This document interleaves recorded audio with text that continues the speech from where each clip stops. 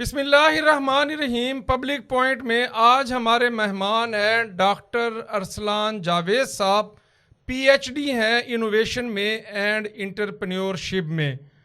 Business ہو، exposure ہو، fashion designing ہو، travelling ہو، بہت سارے شعبوں میں کمال مہارت رکھتے ہیں اور دنیا کے 20 سے زائد ممالک میں سفر کر چکے ہیں. بہت اچھے ٹرینر ہیں. کارپوریٹ سیکٹر کو ٹریننگ اور ڈیولپمنٹ کے حوالے سے سروسز مہیا کرتے ہیں.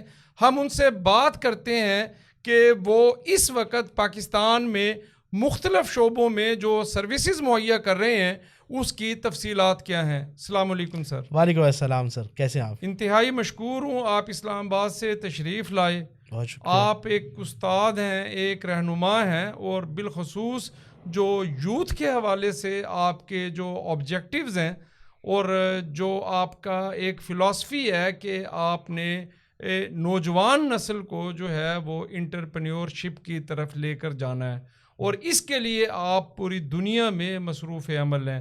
اپنے بارے میں بتائیں، کہاں سے ماشاءاللہ آپ نے اس سبجیکٹ میں پی ایچ ڈی کی ہوئی ہے جس میں دنیا میں صرف 2% کے قریب لوگ جو ہے اتنی یونیک سبجیکٹ میں آپ نے پی ایچ ڈی کی ہے.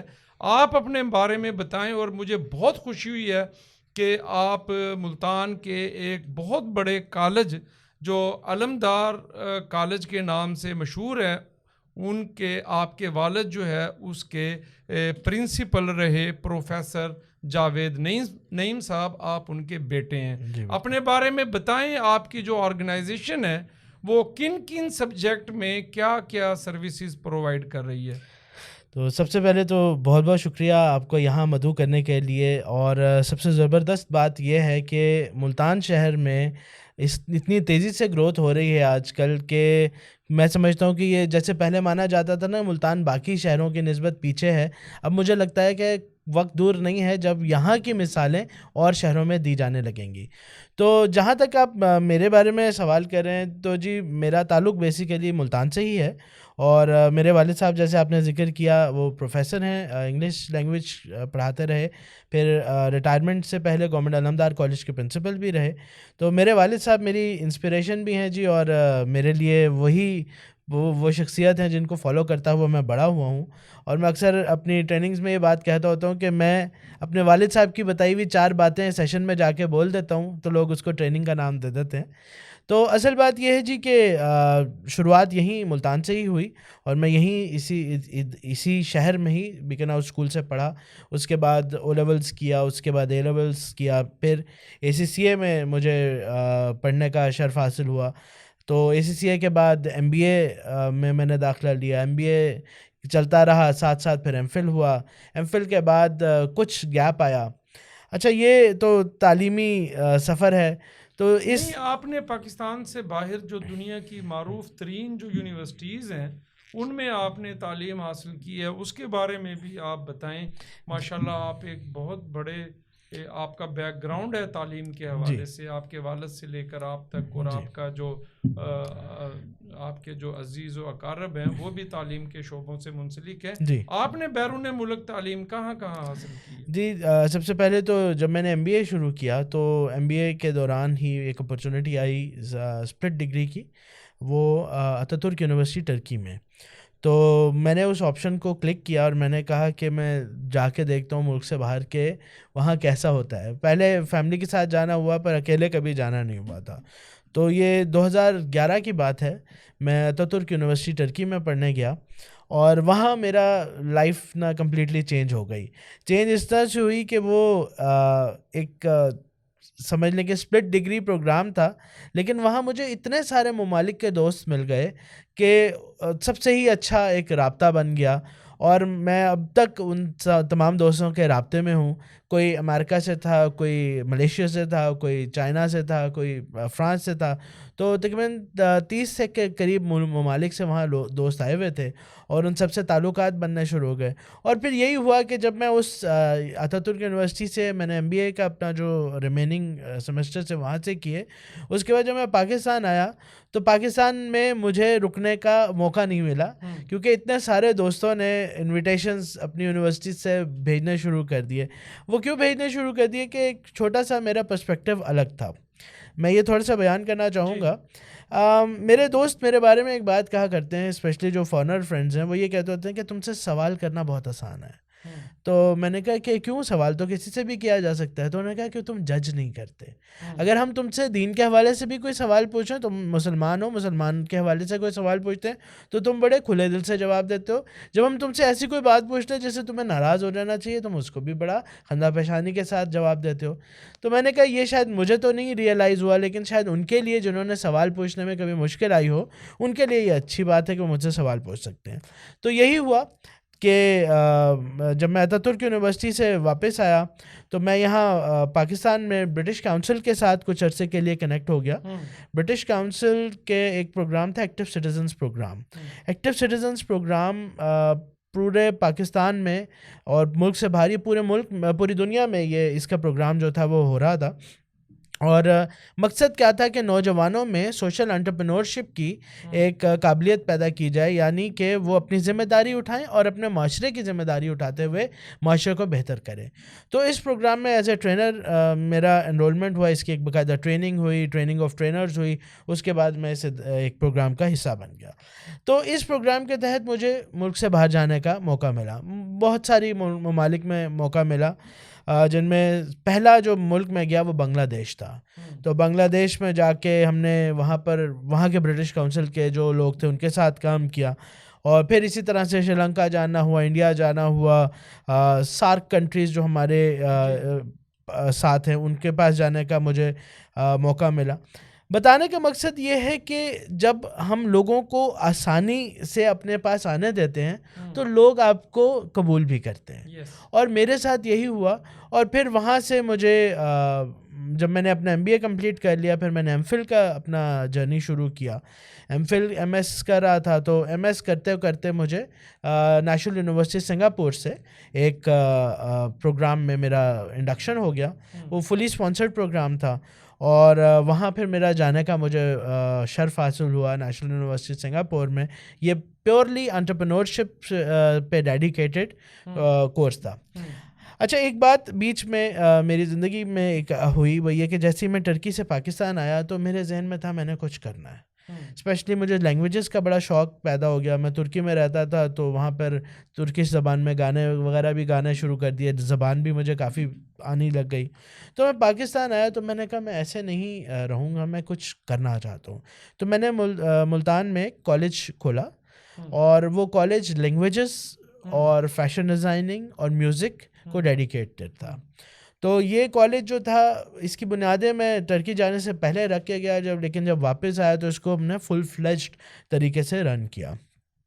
تو ہمارا جو مقصد تھا وہ یہی تھا کہ جو نوجوان اپنا وقت مختلف نان پروڈکٹیو چیزوں میں لگاتے ہیں وہ کسی پروڈکٹیو سائٹ پہ آئیں, اور ہم ان کو لنگوسٹکس کے ذریعے اسپوکن انگلش پڑھا دی, آئلس پڑھا دیا, Turkish language, Chinese language, French language یہ کرا دی. ماڈل بننے کا طریقہ سکھایا, ماڈل کیسے بنتے ہیں. ہمارا ماڈلنگ کا کورس تھا جس میں 5 وقت نماز پڑھنا لازم تھا.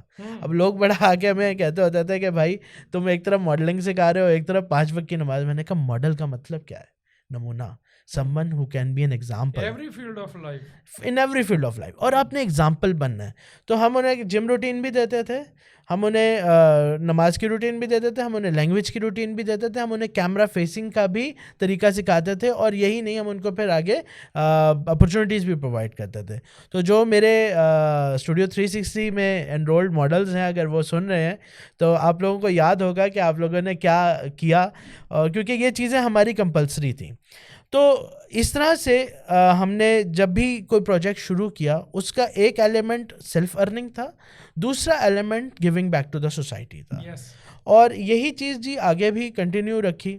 مجھے پڑھائی میں بہت انٹرسٹڈ نہیں تھا، میں بہت اچھا اسٹوڈنٹ نہیں تھا. میرے میتھس کے استاد اگر مجھے دیکھ رہے ہوں گے تو وہ مانیں گے کہ میرے ایک استاد دکھاتے اس کو الٹا بھی لٹکا دے تو اس کو میتھس نہیں آئے گی.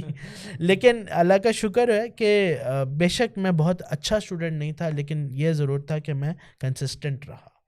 اور میرے والد صاحب نے مجھے ہمیشہ اس بات پہ قائل رکھا کہ بیٹا پڑھائی تمہاری زندگی میں ایک بہت ضروری چیز ہے. آپ نے ملتان میں کالج کی بنیاد اس وقت رکھی جب جن شعبوں کے بارے میں آپ گفتگو کر رہے ہیں وہ میرا خیال ہے کہ کسی کے وہم و گمان میں بھی نہیں تھے جی کہ آپ اس میں سنگنگ ہے، اس کے اندر ڈیولپمنٹ ہے، ٹریننگ ہے، مطلب بہت سارے شعبوں میں آپ بیک وقت جو ہے وہ آپ نے نوجوانوں کو انگیج کیا. تو یہ خیال آپ کو کہاں سے آیا، کیسے اس طرف گئے؟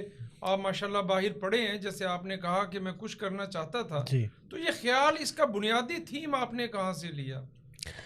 دراصل کہتے ہیں کہ give me 3 successful people and I will give you a 4th. وہ کیسے کہ your company defines who you are. تو مجھے دوست بہت اچھے ملے.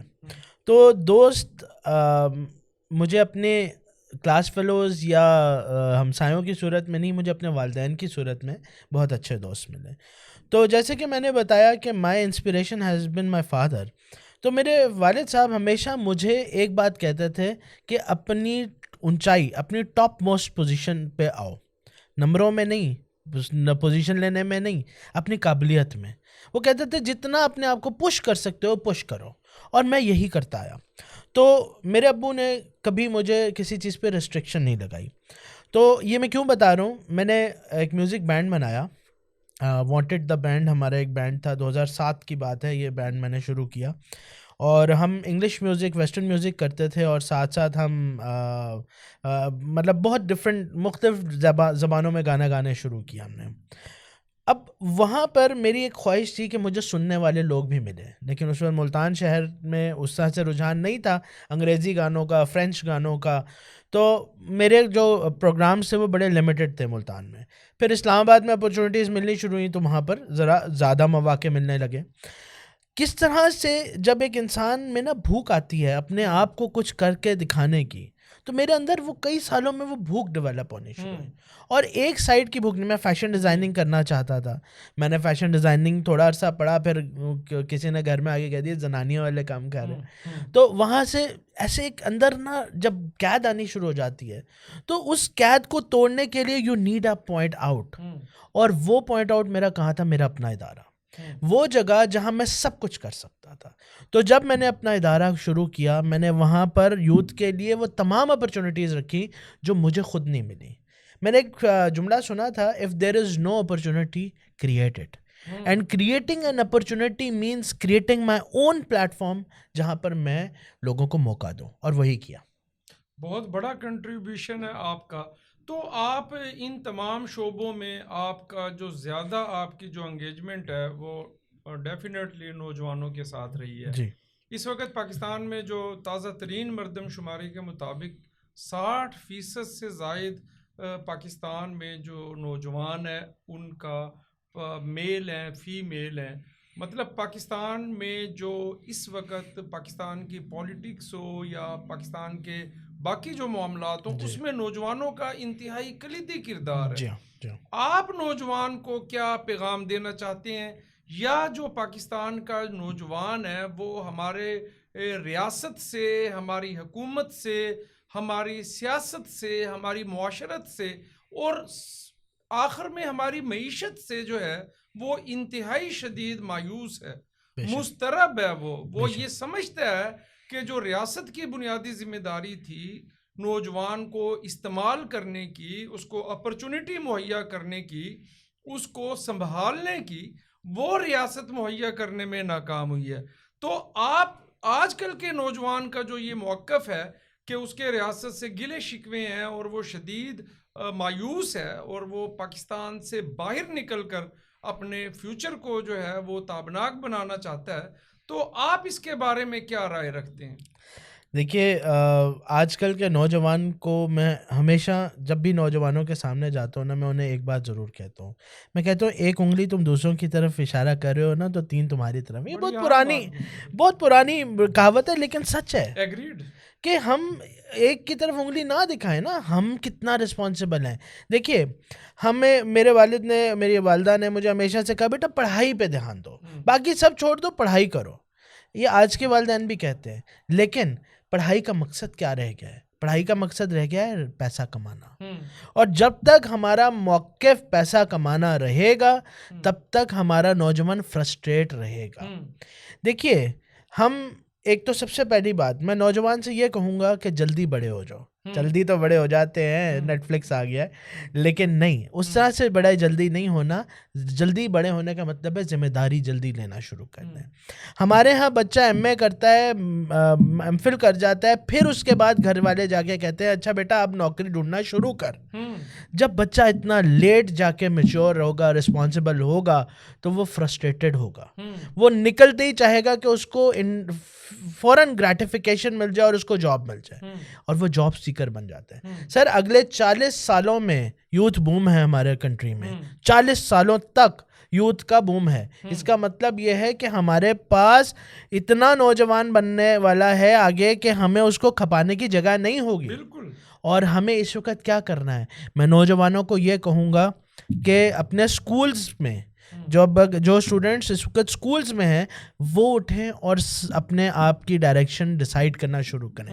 یہ والدین سے ریکویسٹ ہے کہ اس وقت وہ ڈائریکشن کیا ہو سکتی ہے؟ میں اسی پہ اصل معاملہ یہ ہے کہ ہم نے روشنی دکھانی ہے، راستہ دکھانا ہے، ان کو سمت ان کی متعین کرنی ہے. اور یہی آپ کی زندگی کا مقصد حیات ہے کہ آپ نے ٹریننگ دینی ہے اور ان کو جو ہے مستحکم کرنے کے لیے یا جو ان کو ایک کاروباری فرد بنانے کے لیے جو آپ مصروف عمل ہیں وہ کیا کریں نوجوان؟ دیکھیے جی دو چیز، بنیادی نقطہ کیا ہے اس کا؟ جی پہلی چیز جی ہارون صاحب، پہلی چیز یہ ہے کہ میں نوجوانوں کو یہ کہتا ہوں کہ خود کی شناخت کریں. خود کی شناخت کیسے ہوتی ہے؟ والنٹیرزم. جب بھی کبھی بھی کسی موقع پہ آپ کو رضاکارانہ طور پر کوئی بھی عمل کرنے کو ملے تو اس کو یہ سمجھ کے نہ کریں کہ مجھے کتنے پیسے مل رہے ہیں یا کتنا فائدہ ہو رہا ہے.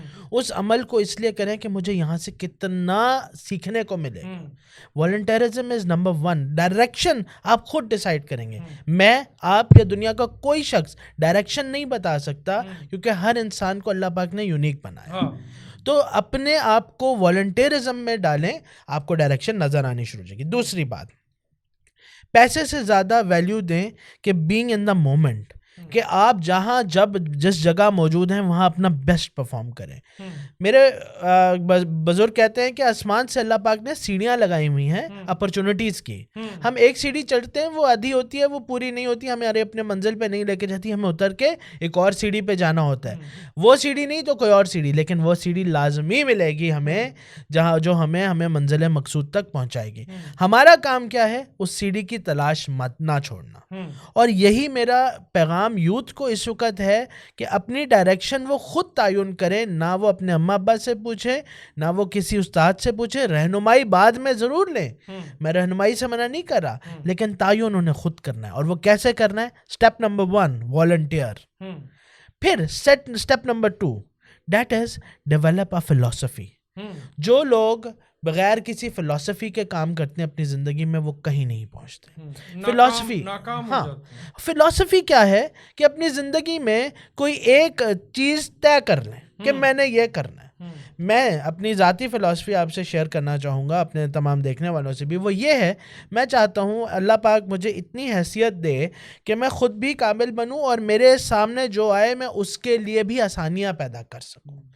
آسانی پیدا کرنا کسی دوسرے کے لیے اس وقت کی ضرورت ہے. اور ہم آج کے دور میں خود کو تو بلڈ کر لیتے ہیں لیکن دوسرے کو آسان رستہ نہیں دیتے. ہمیں یہ بھی کرنا ہے. تو یوتھ فلسفی ڈیولپ کریں، کوئی بھی فلسفی. میں نے اپنی کوالٹی سے نیچے نہیں جانا. میں ایک چھوٹی سی مثال اسی سے ریلیٹ کرتا ہوں. انٹرپرینورشپ کی بہت سارے سیشنز دیتا ہوں. ایک کالج میں گیا ہوا تھا, وہاں ایک بچے نے کہا جی سر مجھے ویب سائٹ بنانی آتی ہے. میں نے کہا ٹھیک ہے, تمہاری ویب سائٹ میں کیا ایسی بات ہے جو میں تمہارے پاس آؤں؟ اس نے کہا جی میری ویب سائٹ سستی ہے. میں نے کہا مجھے سستی چیز نہیں چاہیے. کیوں وہ سستی کہہ رہا ہے؟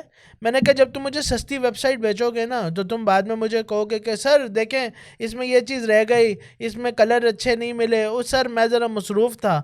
آپ 6 بہانے میرے سامنے لا کے دے دو گے اور میں جب کمپلینٹ کروں آپ کو کہ سر اتنے پیسوں میں سر یہی آتا ہے. بالکل ایبسولوٹلی سر, یہی چیز ہمیں ڈسکریج کرنی ہے. میں ٹریننگ کرواتا ہوں نا سر, میں کبھی اپنے پیسوں پہ کمپرومائز نہیں کرتا. میں کہتا ہوں یہ میرا ٹارگیٹ, یہ میری اماؤنٹ ہے جو میں آپ سے چارج کروں گا. اگر آپ مجھے یہ پے کر سکتے ہیں ویل اینڈ گڈ, نہیں کر سکتے تو آئی ایم سوری. کیوں؟ کیونکہ میں ان کو کبھی یہ موقع نہیں دوں گا کہ میں ان کو سوری کہوں. میں سوری نہیں کہوں گا. اگر میرے کام میں کوئی فالٹ ہوگی آئی ول اون اٹ.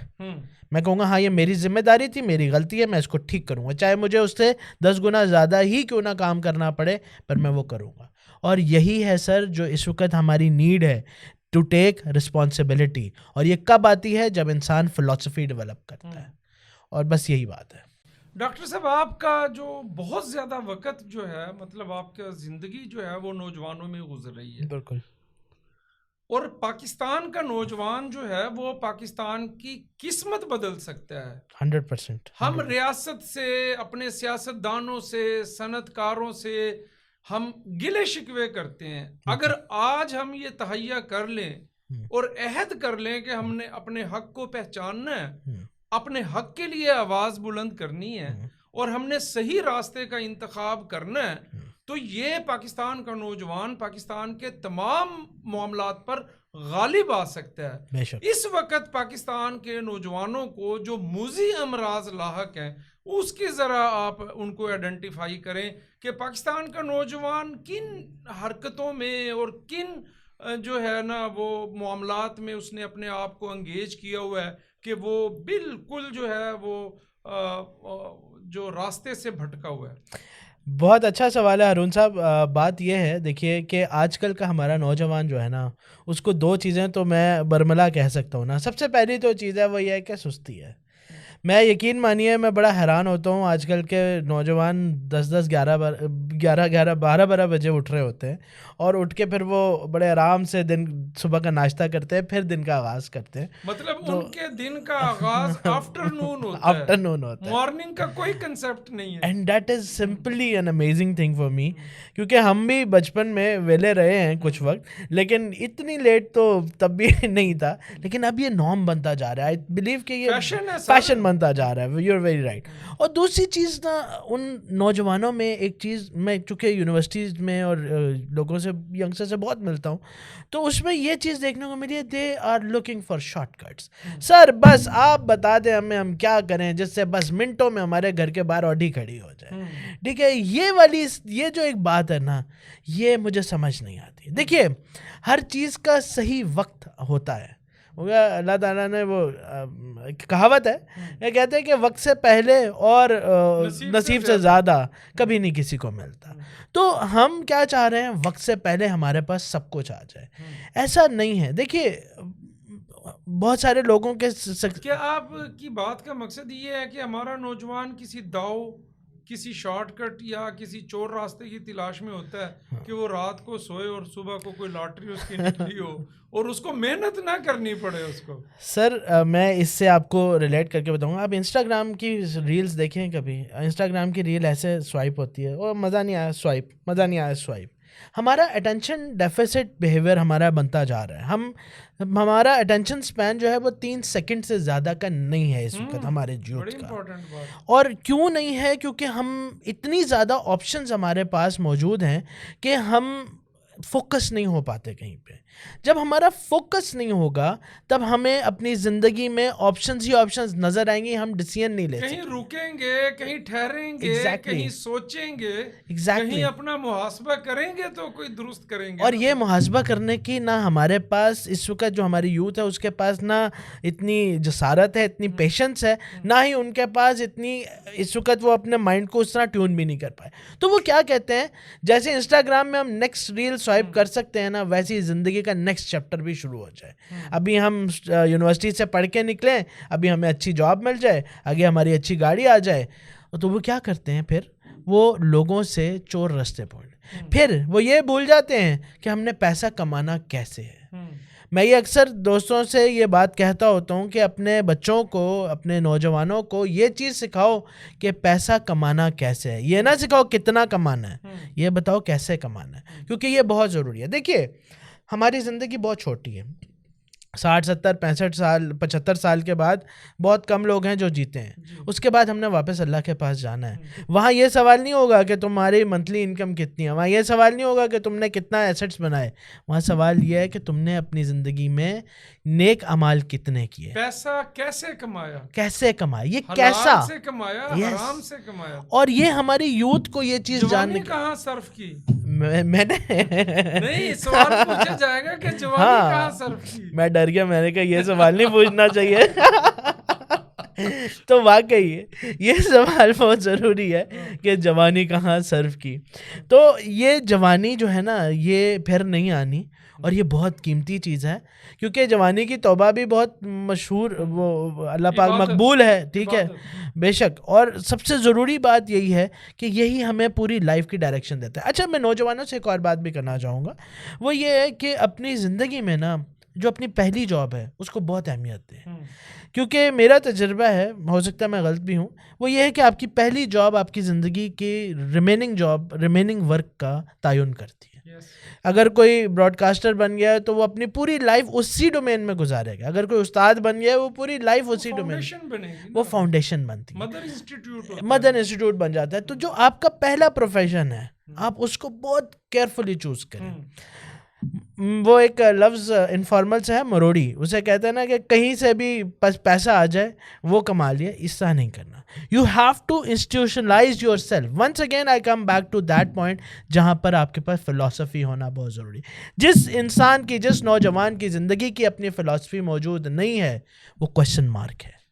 اچھا ڈاکٹر صاحب, آپ سے انتہائی تلخ اور سلگتا ہوا میں نے سوال کرنا ہے کہ پوری دنیا جو ہے وہ ڈیجیٹل ٹیکنالوجی سے جو ہے وہ دنیا کے ترقی یافتہ ممالک میں ان کا شمار ہے, اور تسخیر کیے جا رہے ہیں. اللہ پاک نے جو انسان کو وَسَخَّرَ لَكُم مِّنَ السَّمَاءِ وَالْأَرْضِ, یہ جو پاکستان میں جو جدید ترین ٹیکنالوجی کا استعمال ہے, سوشل میڈیا اپلیکیشنز ہیں, جو ہمارا فیس بک ہے, یوٹیوب ہے, ٹویٹر ہے, انسٹاگرام ہے, اور ٹک ٹاک کی جو اپنی ایک موج مستی والی جو دنیا ہے, یہ ہم کدھر کو چلے گئے ہیں. مطلب یہ ہے کہ ہمارا نوجوان دن کے 8 گھنٹوں میں سے وہ اپنا 90% جو وقت ہے وہ صرف اور صرف جو ہے ولگر چیزوں کو سرچ کرنے کے لیے, ان کو دیکھنے کے لیے, اور اپنے من کی تسکین کے لیے جو ہے نا وہ صرف کر رہا ہے, بنسبت یہ کہ اس کو اس جدید ٹیکنالوجی سے استفادہ حاصل کر کے اپنے لیے ڈیجیٹل دنیا کے اندر ایک مضبوط کرنا چاہیے, اور اس کو اپنے بزنس کا, اپنے انکم کا ایک بہت مضبوط ذریعہ بنانا چاہیے اس کو. ہارون صاحب, بہترین بات آپ نے کی. ابھی آپ جیسے مجھے بتا رہے تھے نا کہ کنٹینٹ جتنا ولگر ہوتے اتنے زیادہ ویوز اینڈ لائکس ہوتے ہیں, یہ بالکل سر ہم تھک جاتے ہیں. میں چھوٹا سا ویلاگر ہوں. ہاں جی, وہ میں آپ کو سچی بات بتا رہا ہوں کہ جو پاکستان میں یوٹیوبر جتنا زیادہ ٹکا کے جھوٹ بولتا ہے نا سر, اس کو اتنے ویوز ملتے ہیں. ایسے ہی, اور جو سچی اور حقیقت بات کرتا ہے اس کو کوئی نہیں سننا پسند کرتا. یہ اور سنسنی اور بس اس کے پیچھے لگے ہوئے. Very right. ایکچولی جی دیکھیے, اب جو ہمارا ملک, آپ نے جیسے جن پلیٹ فارمس کا نام لیا نا جی, انسٹاگرام, فیس بک, اسنیپ چیٹ, ٹک ٹاک, یہ دنیا کے بہترین مارکیٹنگ ٹولس ہیں. ان کو لوگوں نے پوری دنیا میں مارکیٹنگ, اپنی برانڈ پروموشن, اپنی پرسنل برانڈنگ کے لیے یوز کیا. Many businesses, there are a billion examples, not a million, billions of examples. لیکن امپورٹنٹ چیز کیا ہے, ہم اس کو دیکھتے ہیں گریٹیفیکیشن کے لیے, ہم اس کو دیکھتے ہیں موج مستی کے لیے. ایکچولی ہمارا دماغ ہمیں آج کل یہ کہنے لگ گیا بھائی تجھے انٹرٹینمنٹ چاہیے. یہ نئے دور کا نشہ ہے. وہ نشہ پہلے کیا ہوتا ہے, نشہ لوگ کرتے ہیں نا جو وہ ایک خیالی دنیا میں رہتے ہیں, یہ نشہ ہے. Screen is the biggest addiction of this era. اور میں یہ بات کہنا چاہتا ہوں کہ دوستو آپ یہ جو سوشل میڈیا پلیٹفارمز ہیں ان کو اپنی مارکیٹنگ کے لیے یوز کریں. مارکیٹنگ کیا ہے؟ دیکھیں میں جاتے جاتے نا یہ پیڈ سیشن میں بتاتا ہوں تو یہ یہاں پر بھی بتا رہا ہوں. وہ یہ ہے کہ انٹرپرینورشپ کی سب سے پہلی کی ہوتی ہے آئیڈینٹیفائی یور تھرفٹ. آپ کی فلو، آپ کے ڈائریکشن کیا ہے، آپ کیا چیز سب سے زیادہ بیچ سکتے ہیں. اور وہ کیسے پتہ لگانا ہے؟ زندگی میں لوگ جس چیز کے لیے آپ کے پاس سب سے زیادہ مشورہ لینے آئے نا اس چیز کو اپنا کاروبار بنائیں. ٹھیک ہے. اور یہ چیز جو ہے یہ ایک انٹرپرینور کی سب سے بیسک آئیڈینٹیفیکیشن. دوسرے لوگ آپ کو بہتر جج کر سکتے ہیں کہ آپ میں کس قسم کی کون سی صلاحیت بہتر موجود ہے. ایبسولوٹلی. اور اس چیز کو آپ ایک برانڈ نیم کے انڈر پروموٹ کریں، اپنا سوشل میڈیا پریزنس کریٹ کریں، اپنے مارکیٹنگ ٹولز کو استعمال کریں، خود کو برانڈ بنائیں اور اپنے آپ کو یوزفل ثابت کیجیے. Do not be a consumer, be a creator. اور لاسٹ بات میں نے جب بھی کہیں پہ بھی وہ یہ کہی کہ do not be a content creator, be a value creator. صرف کنٹینٹ کریٹ کرنا کافی نہیں ہے، ویلیو کریٹ کرنا بہت امپورٹنٹ ہے. جی. تو یہ جو آپ دیکھیں نا کہ جب آپ فیس بک کا اکاؤنٹ آپ اوپن کرتے ہیں تو وہ سب سے پہلے آپ سے پوچھتا ہے کہ you are a digital creator. تو اس کا مطلب یہ ہے کہ اس پوری دنیا میں جو سب سے بڑی سوشل میڈیا ایپ ہے وہ بھی سب سے پہلے آپ کو جو ٹائٹل دینا چاہتی ہے وہ ڈیجیٹل کریٹر کا دینا چاہتی ہے. آخر میں نوجوانوں کو چند سیکنڈز میں ایسا کوئی پیغام جو ان کی زندگیاں بدلنے کا ذریعہ بنے اور وہ قرب الہی کا ذریعہ بھی بنے، معاشی اعتبار سے بھی وہ جو ہے. اور ایک جو ہمارے معاشرے میں جو بہت زیادہ موذی مرض ہے کہ وہ ہم سنتے تھے کہ با ادب با نصیب اور بے ادب جو ہے وہ بد نصیب. تو ہم ادب کے دائرے سے بہت باہر نکل گئے ہیں. اس میں کوئی پیغام دیں ہمارے نوجوان. ہارون صاحب اس پہ ایک پورا پروگرام بنتا ہے، میں آپ کو آنیسٹلی بتاؤں، کیونکہ تہذیب اور جو ہے نا کہہ لیں کہ تمدن، ہاں یہ ہمارے دور میں بہت تھا. میرے والد صاحب خود استاد ہیں، ان کو میں نے زندگی ان کی دیکھی بطور استاد. سوری آپ کی بات کاٹ رہا ہوں. میرے والد صاحب جتنا عرصہ حیات رہے نا سر، میں کبھی بھی چارپائی پہ، صوفے پہ، ایون جس کمرے میں وہ موجود ہوتے تھے، کبھی بھی میں ان سے اونچی جگہ پہ یا ان کے برابر والی جگہ پہ نہیں بیٹھا. ایسے ہی ہے. میں ہمیشہ ان کے قدموں میں بیٹھنا، ان کے سامنے بیٹھنا پسند کرتا تھا. کبھی میں ان کے برابر نہیں بیٹھا. بالکل. تو ادب سے اس کے بارے میں جو ہے وہ آپ نے جیسے کہا نا با ادب با نصیب، اور یہ بات سچ ہے. دیکھیے جس طرح عمر گزرتی جا رہی ہے نا، میں ایک چیز ماننا شروع ہو گیا ہوں کہ اللہ کو ماننا صرف ضروری نہیں ہے، اللہ کی ماننا بہت ضروری ہے. اور یہ چیز ہمیں وقت کے ساتھ سمجھ آتی ہے. جوانی نا ایک بلر کی طرح ہوتی ہے، جب گزر رہی ہوتی ہے نا تو چیزیں سائڈ پہ تیزی سے پیچھے جاتی نظر آ رہی ہوتی ہے. اس وقت ہم اللہ پاک کی طرف دیکھنا شاید بہت سارے لوگ نہیں دیکھ پاتے، اور اس وجہ سے ہمارا جو یہ گولڈن پیریڈ ہے یہ مس ہو جاتا ہے. آپ سے جتنے بھی دیکھنے والے نوجوان ہیں ان سے یہ ایک میری ریکویسٹ ضرور ہے کہ اللہ پاک پہ توکل رکھ کے چلیں. اور ایک چیز بہت بہت امپورٹنٹ ہے، یہ ایک مووی کا ڈائلاگ ہے، میں یہ یہاں کہنا چاہوں گا. وہ کہتے ہیں کتنی چاہت سے میں نے تمہیں پانے کی خواہش کی ہے. پھر سے کہوں گا، یہ ایک مووی کا ڈائلاگ ہے، میں یہ کہنا چاہوں گا وہ ہے کتنی شدت سے میں نے تمہیں پانے کی خواہش کی ہے کہ ہر ذرے نے مجھے تم سے ملانے کی سازش کی ہے. وہ کہتے ہیں نا کہ اگر سچے دل سے کسی چیز کو پانے کی خواہش کرو تو پوری کائنات جڑ جاتی ہے تمہیں اس سے ملانے کے لیے. یہ شاہ رخ خان نے ایک فلم میں ڈائلاگ بولا تھا، لیکن یہ ڈائلاگ کہاں سے آیا یہ بھی میں اس کی طرف آؤں گا. یہ ڈائلاگ اس وقت نکالا گیا دی الکیمسٹ، ایک بہت مشہور کتاب ہے پالو کویلو کی، وہاں سے نکالا گیا. الکیمسٹ میں یہ کہاں سے آیا؟ یہ آیا قرآن مجید سے، کیونکہ قرآن مجید میں حدیث قدسی ہے. اللہ پاک فرماتے ہیں کہ تم جیسا گمان رکھو گے تمہیں ویسا مقدر نصیب ہوگا. اور یہ میں نوجوانوں کو یہ کہنا چاہتا ہوں کہ صرف اپنی ذات پہ بھروسہ مت رکھو، اللہ کی ذات پہ پہلے بھروسہ کرو، دوسرا خود کی ذات پہ بھروسہ کرو، پھر کودو، پھر کچھ بھی کرو گے کامیابی ملے گی. اور دوسری بات، 3 سال یہ ہے بھروسے کی قید. 3 سال جو کام آپ نے یہ لگ کے کر لیا. پورے پروگرام کا جو کنکلوژن ہے نا وہ آپ نے ڈاکٹر صاحب کیا بات کی ہے سر, بہت شاندار تو بات. یہی سر, بہت شکریہ. ہم بے صبرے ہو جاتے ہیں, بے صبرے ہو جاتے ہیں, کیونکہ توکل سر بہت بڑی چیز ہے. اور میں اپنے نوجوان دوستوں سے یہی کہوں گا کہ آپ بھروسہ رکھیں اللہ پہ. جب تک آپ کا بھروسہ قائم ہے آپ کو دنیا کی کوئی طاقت نہیں چھیڑ سکتی, اور آپ وہ ضرور کر پائیں گے جو آپ ٹھان کے نکلیں. اور یہی ہے سر کل. ہمارے ساتھ پروگرام میں موجود تھے زندگی کے درجنوں شعبوں میں کمال مہارت رکھنے والے, پاکستان کا فخر, ملتان کا فخر, ہمارے استاد, ہمارے رہنما, ہمارے موٹیویشنل سپیکر, اور نوجوانوں میں ایک امنگ پیدا کرنے والا جو استاد. تو ضرورت اس چیز کی ہے کہ ہم نے حقائق کی دنیا میں زندہ رہنا ہے, ہم نے شارٹ کٹ پر کبھی بلیو نہیں رکھنا, اور ہم نے اپنے بڑوں کا ادب کرنا ہے, اور ریاست سے, حکومتوں سے, معاشرے سے گلہ شکوہ کرنے کی بجائے ہمیں اپنے گریبان میں جھانکنا ہے, اور ہم نے اپنی منزل اور مقصد کے حصول کے لیے اپنی سمت خود متعین کرنی ہے. اور پورے ول کے ساتھ اور شوق کے ساتھ جب ہم اپنے خلوص نیت کے ساتھ آگے بڑھیں گے تو اللہ کریم بھی ہماری مدد کرے گا. اپنا اور اپنے پیاروں کا خاص خیال رکھیے گا. اللہ پاک میرا, آپ کا, ہماری مملکت کا حامی و ناصر ہو. اللہ حافظ, بہت شکریہ.